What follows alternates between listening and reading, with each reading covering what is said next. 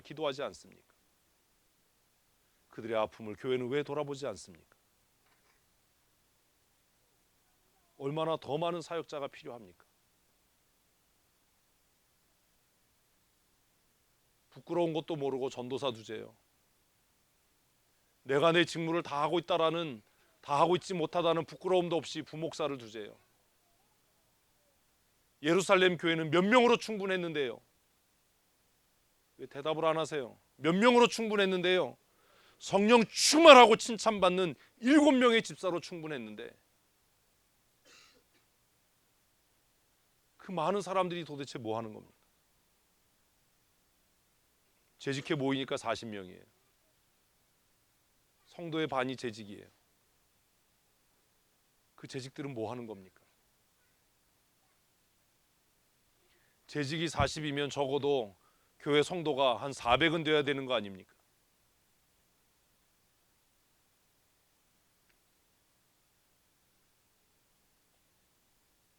우리에게 문제가 뭐지요? 본질과 본질이 아닌 것에 대한 이해와 구분이 없는 겁니다.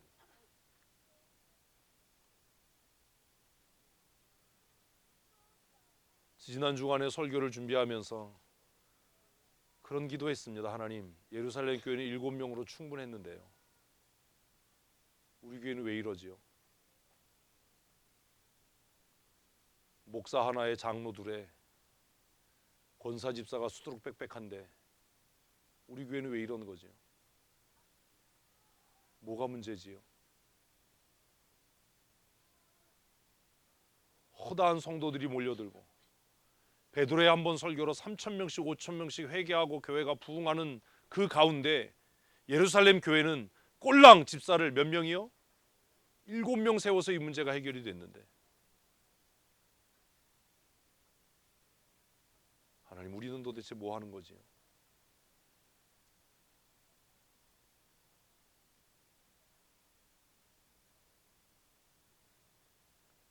하나님 앞에 부끄러워할 줄 알아야 되지 않겠습니까? 이 시대가 염치가 없는 시대, 부끄러움을 모르는 시대라 하더라도 우리가 예수 믿는 사람이라면, 하나님의 사람이라면 하나님 앞에 부끄러움을 느낄 수 있는 사람이 되어야 하지 않습니까? 우리 교회 권사님들 숫자만큼이라면 효자일동 전체를 돌볼 수 있지 않겠습니까? 효자일동의 통장이 몇 명이라고요? 16명이에요. 지금 두 사람 공석이고 14명이에요. 회장님 권사 몇 명이죠? 왜 효자일동 전체를 감당을 못합니까? 뭐가 부족합니까? 도대체 우리에게 부족한 게 뭡니까?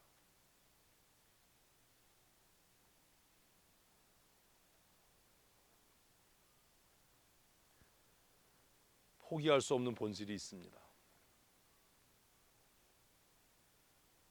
그리고 차선책으로 해결해야 되는 문제도 있는 겁니다.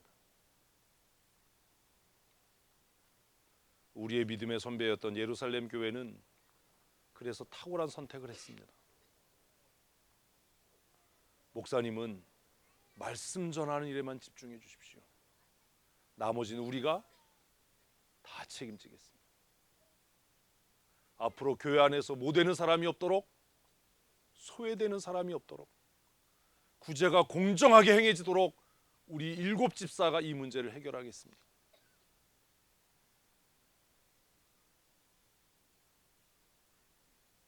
지난주에 적용이 여기까지 갔어야 되는 거 아닙니까? 그래야 똑같은 본문 가지고 또 설교 안 하잖아요.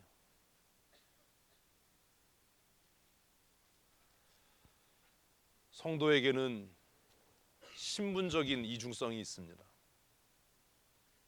그 첫 번째가 뭐지요? 대답을 하세요죠. 뭐예요? 하나님 나라의 백성입니다. 한번 하십시다. 우리는 하나님 백성입니다. 믿으면 아멘. 아멘. 이게 성도의 정체성이에요. 포기되면 안 되는, 포기할 수 없는 내 신분이에요. 성도가 가지고 있는 또 하나의 정체성은 뭐지요? 시민이에요. 나는 대한민국 국민이에요. 그리고 춘천 시민이고 효자동 주민이에요. 성도는 두 가지 신분을 가지고 살아가는 사람입니다.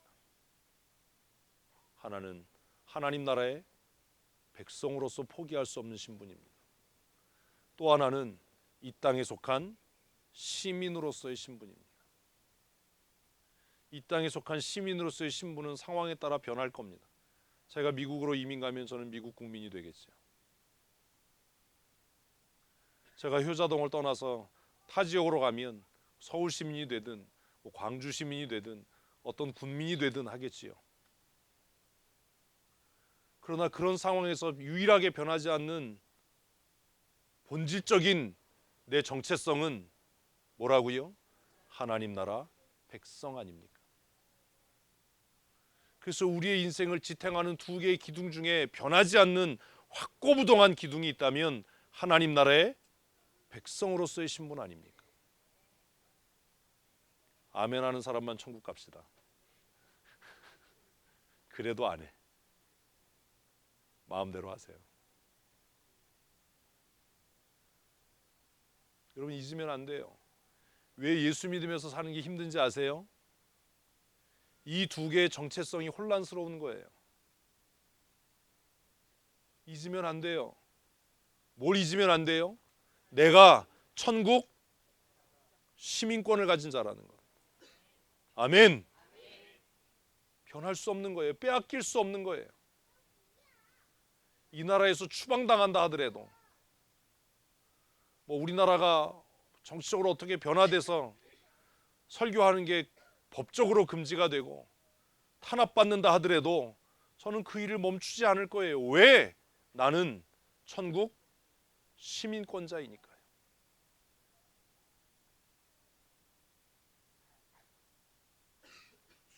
그러나 우리가 가벼이 여기지 말아야 할 또 하나의 신분은 이 땅의 국민으로서의 책임입니다. 그래서 우리는 혼란을 겪는 겁니다. 어떤 때는 하나님 나라 사람으로 살아야 되고 어떤 때는 시민으로 살아야 하는가. 그러나 여러분 어려울 거 하나도 없어요.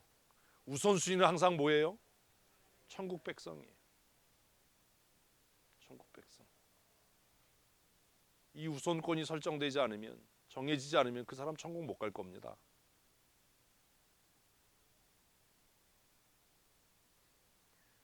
하나님 나라 시민권자로 사십시오. 어디 가든지 무엇을 하든지 누구와 있든지 누구 앞에 부끄럽지 않은, 하나님 앞에 부끄럽지 않은 하나님 나라 시민권자로 산다는 게 뭔지 모르는 거예요. 누구에게 부끄럽지 않은, 하나님께 부끄럽지 않은, 하나님의 눈에 부끄럽지 않은.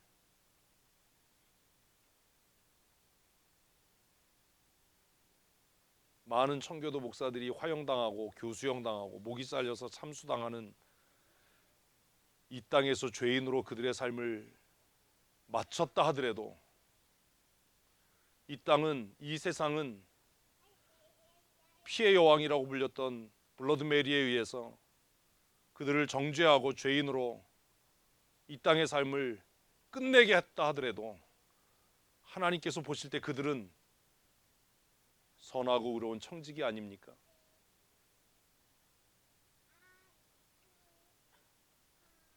세상의 사람들이 나를 뭐라고 비방하든, 세상의 법이 나를 어떻게 정죄하든 누구 앞에서요? 하나님 앞에서 부끄러울 것이 없다면 옳은 인생 살고 있는 것 아닙니까?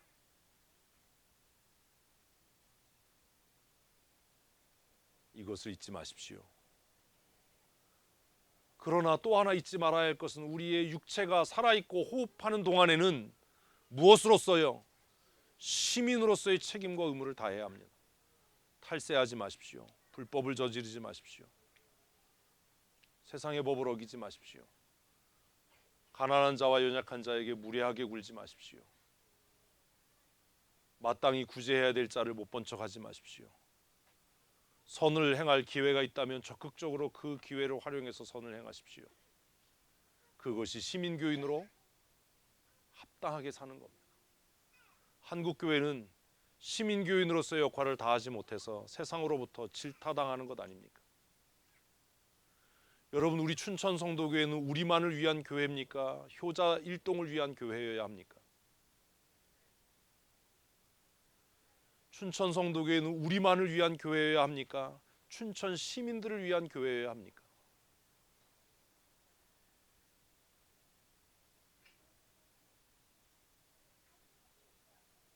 저는 예배당 문 안 잠갔으면 좋겠어요.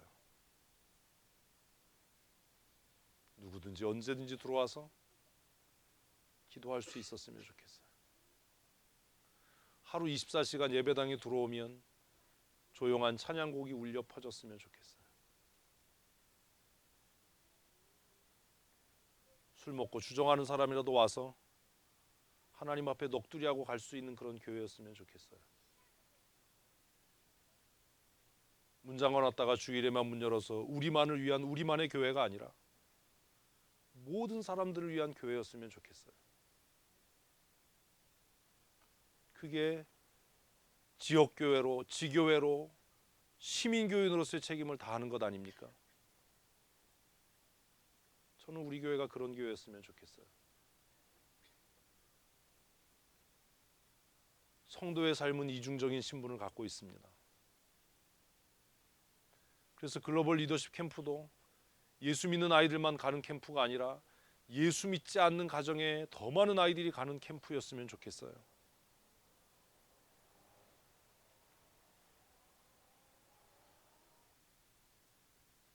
우리에게는 하나님이 우리에게 부여하신 이중적인 신분이 있습니다. 하나님 나라 백성답게 사십시다. 그리고 춘천 시민답게 사십시오.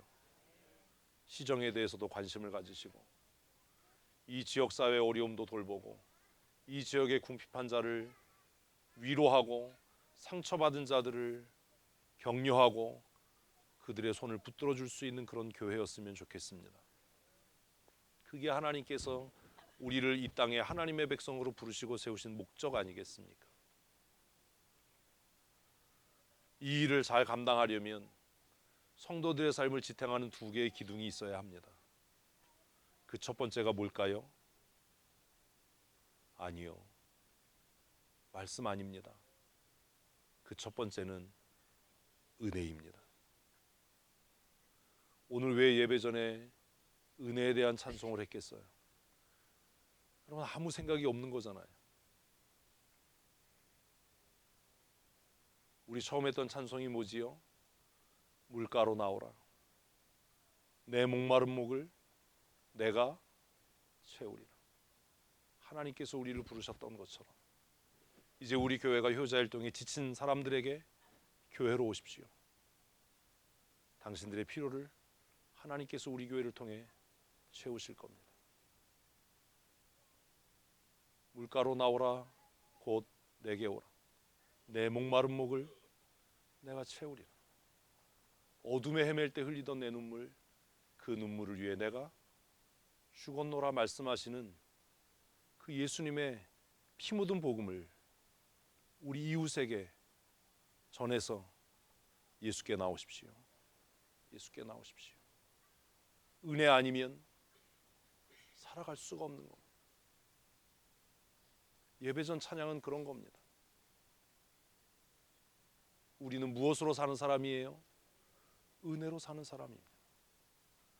성도의 삶을 유지하고 지탱하는 가장 큰 기둥은 오직 오직 은혜입니다. 오직 은혜. 솔라 그라티아. 하나님의 은혜로 사는 겁니다.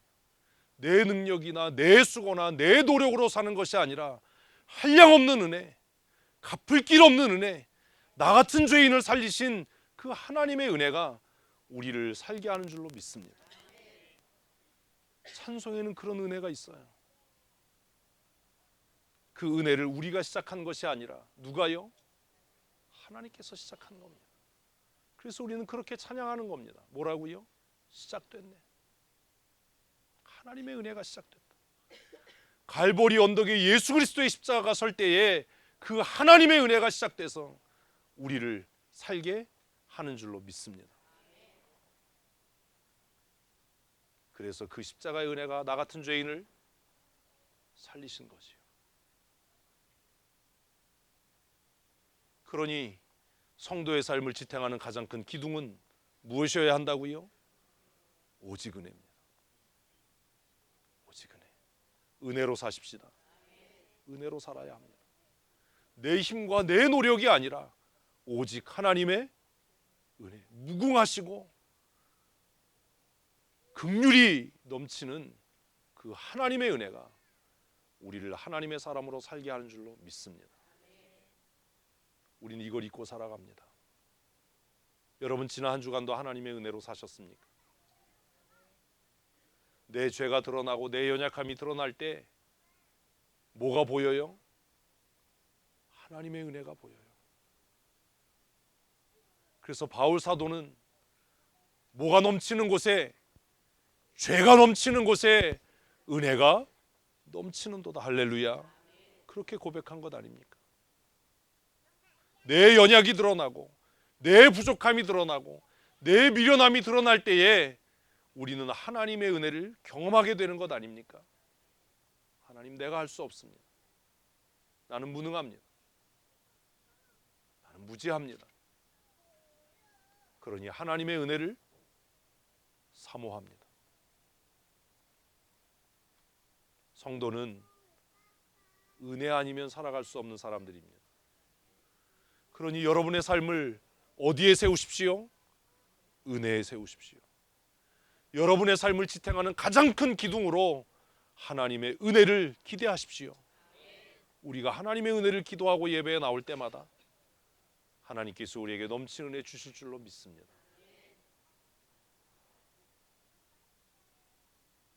사실 지난주 설교 들으면서 이 부분은 여러분들이 적용해야 되는데 그럴 가능성은 없어 보이는 거죠. 그렇죠? 성도의 삶을 지탱하는 또 하나의 기둥은 뭐겠어요? 이제 말씀입니다. 이제 말씀. 솔라 스크립추라. 모든 성경. 성도의 삶을 지탱하는 두 개의 기둥이 있다면 그 하나는 한량없으신 하나님의 은혜여야 하고, 그 은혜를 은혜되게 하는 또 하나의 기둥이 있다면 하나님의 말씀입니다. 믿으시면 아멘. 아멘. 새 삶을 유지하고 지탱하는 두 개의 기둥은 하나님의 은혜와 하나님의 말씀입니다. 낙심될 때, 두려워질 때, 내 무능함이 드러날 때, 정말 부끄러워서 얼굴을 들 수 없는 실패를 경험했을 때 나를 다시 일어서게 하고 나를 다시 힘있게 하는 것은 사람의 위로나 격려가 아니라 하나님의 은혜였습니다. 한량없는 은혜, 갚을 길 없는 은혜.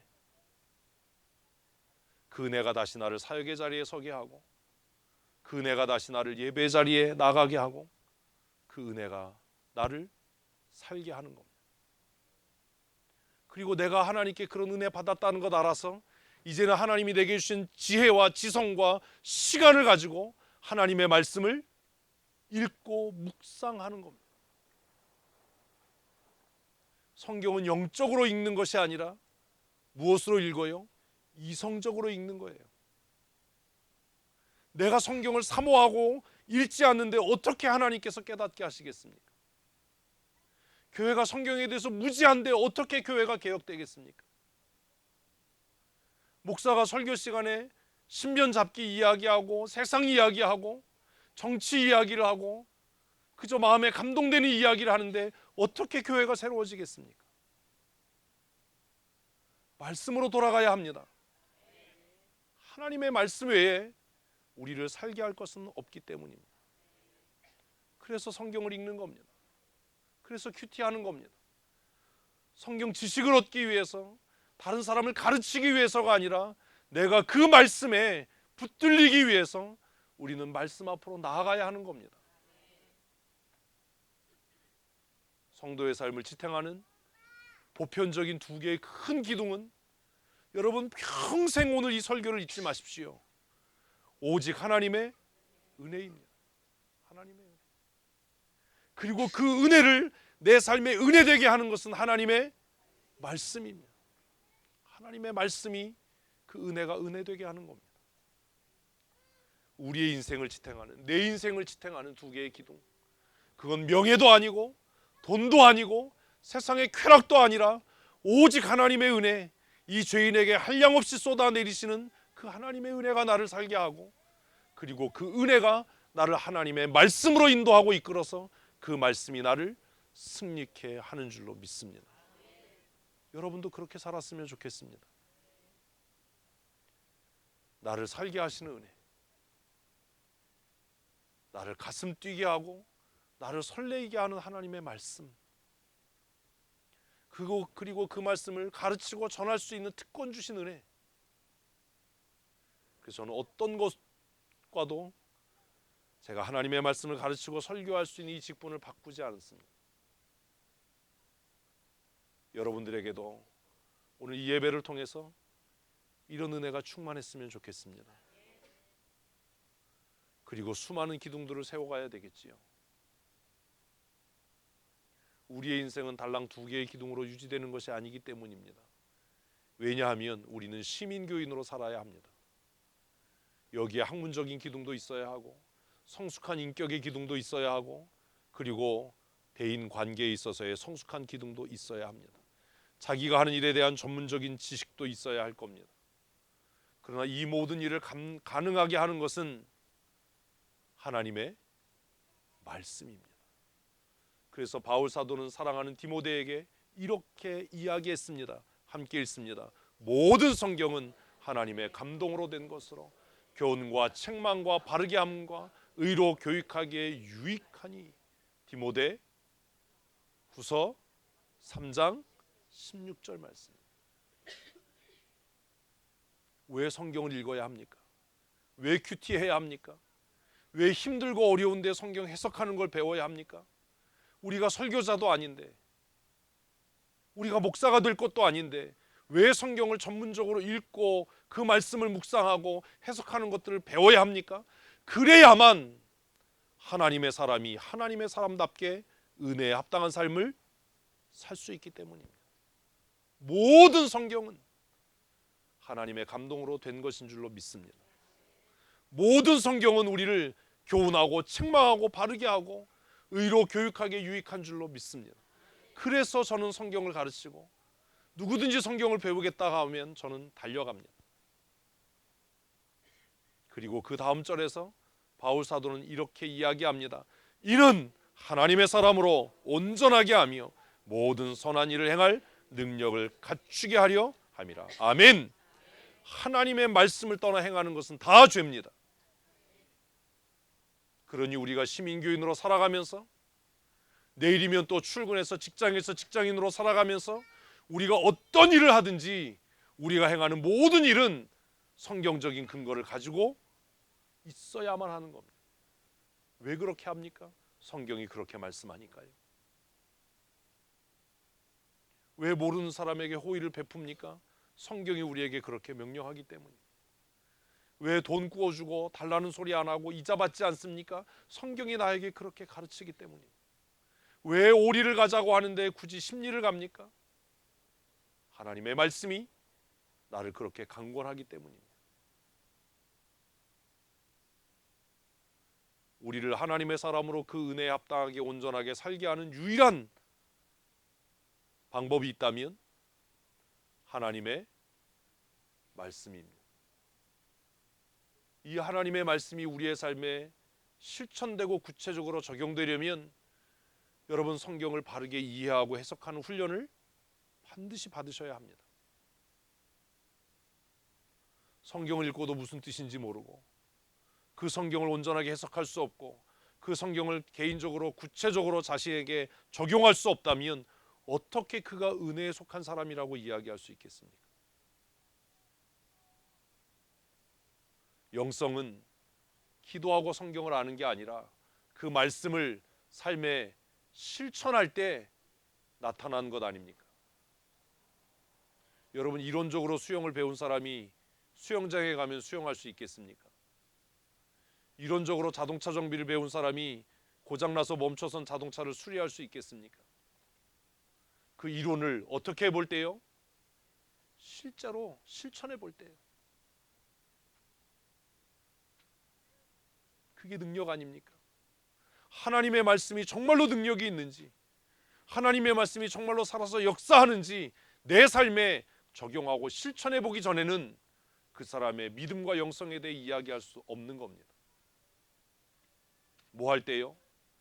말씀대로 살 때요. 영성 있는 거예요. 믿음 있는 거예요.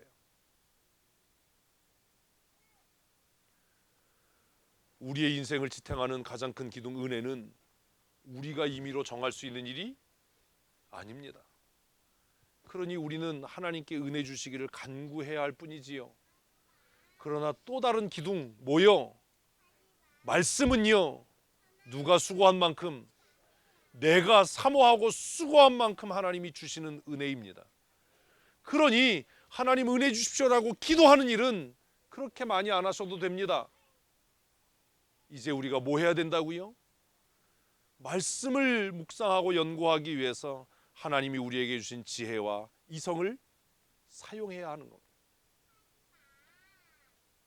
지난주에 어제 제 신학교 동기인 저 천안에서 이장님으로 목회하시는 동기이신 형님 목사님이 페이스북에 글을 하나 썼습니다.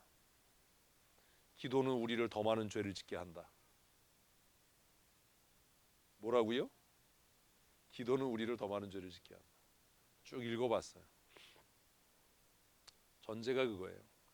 우리의 대부분의 기도는 내 입신양면을 위해서 하는 거 아니냐, 우리의 출세와 번영과 성공과 병낫기를 위해서 기도하는 것 아니냐. 그렇다면 그것이 우상숭배와 다를 게 뭐가 있냐. 그러니 우리가 기도를 많이 하면 많이 할수록 우리는 뭐 하는 거다? 우상숭배의 죄를 짓는 거다. 제가 그 글을 읽으면서 그랬어요. 역시 학교 다닐 때나 지금이나 이 영길이 형은 변한 게 없네. 김영길 목사님 은퇴가 할 때가 다 됐습니다. 그리고 공감했어요. 그래, 그럴 수 있다. 하나님의 은혜를 떠난 기도, 하나님의 말씀을 떠난 기도는 뭐에 불과해요? 우상숭배에 불과한 것, 내 욕심을 채우려는 수단에 불과한 것. 그래서 어젯밤 늦게 그 페이스북에 글을 읽으면서 하나님, 내가, 우리 교회가 어디로 돌아가도록, 다시 말씀으로 돌아가도록, 우리가 정말로 말씀을 사모하는 사람이 되도록, 그 말씀을 우리의 삶에 적용하고 실천하는 하나님의 사람이 되도록 해주세요. 모든 성경은 하나님의 말씀으로 된 것으로 교훈과 책망과 바르게 함과 의로 교육하기에 유익할 뿐만 아니라 이는 하나님의 사람을 온전하게 하고 하나님이 뜻하시는 모든 선한 일을 행할 능력을 갖추게 하는 줄로 믿으십시오. 그래서 성경 읽어야 되는 겁니다. 이게 성경이 주는 유익입니다. 우리가 어떤 일을 하든지, 내일 월요일에 출근해서 우리가 직장에서 어떤 일을 하든지 우리가 하는 모든 일이 하나님의 말씀에 근거하고 있다면 그것이 하나님이 주신 사명인 줄로 믿습니다. 그게 소명이에요. 그래서 종교개혁자들은 직업이 뭐다? 소명이다. 좀 실력이 없으면 눈치라도 있어야 되는데 직업이 뭐다? 소명이다라고 얘기하는 거예요. 왜요? 삭개오처럼 세리를 하더라도, 니고데모처럼 율법 교사를 하더라도, 그가 어디에서 무슨 일을 하든지 그의 행동과 그의 말의 근거가 어디에 있다면, 성경에 있다면 그는 누구의 일을 하는 것이다? 하나님의 일을 하는 것이다. 이게 종교개혁자들의 직업관이었어요. 사랑하는 성도 여러분, 이 본문으로 묵상해야 될 말씀이 참 많습니다.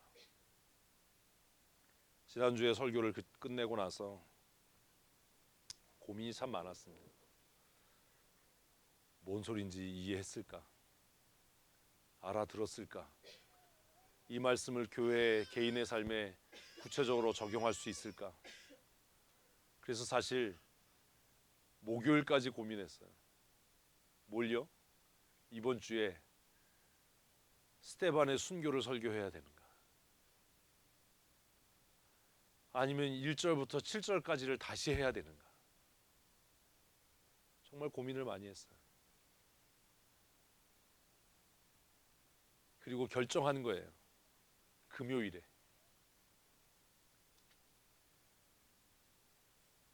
본문을 다시 설교해야 되겠다. 왜요? 못 알아들은 게 확실하니까. 못 알아들은 게 확실하기 때문에 이번 주에 이 본문을 개인적으로 적용할 수 있도록 다시 설교해야 되겠다라고 금요일 저녁에 결정했어요. 사랑하는 성도 여러분, 여러분의 인생의 기둥을 든든히 세우십시오. 인생의 상황은 변하고 우리의 건강 상태도 변하고 우리의 인생도 그렇게 흘러갑니다. 그러나 오고 오는 시대에 변하지 않는 영원한 진리는 두 가지입니다. 하나는 하나님의 은혜예요. 한량없는 은혜. 죄인들을 향하신 불변하신 은혜. 내가 변해도 하나님의 은혜는 변함이 없습니다. 아멘. 이게 우리를 살게 하는 거예요. 나는 변해도 뭔 안 변해요? 하나님의 은혜. 그게 야곱을 개고생하게 하는 거예요. 하나님의 은혜가 변함이 없어서 우리 같은 버리죠. 예? 안 돼, 넌 땡. 하나님은 야곱을 포기하지 않아요. 버리지 않아요. 그 은혜가 야곱을 이스라엘 되게 한 거 아닙니까? 그리고 또 하나 우리의 삶을 지탱하는 또 하나의 기둥이 있다면 영원히 불변하시는 하나님의 말씀입니다. 사랑하는 성도 여러분, 은혜로 삽시다. 옆 사람에게 한번 합시다. 은혜로 삽시다. 자존심으로 살지 말고 돈으로 살지 말고 악으로 깡으로 열심으로 살지 말고 뭘로 살자고요? 은혜로 삽시다.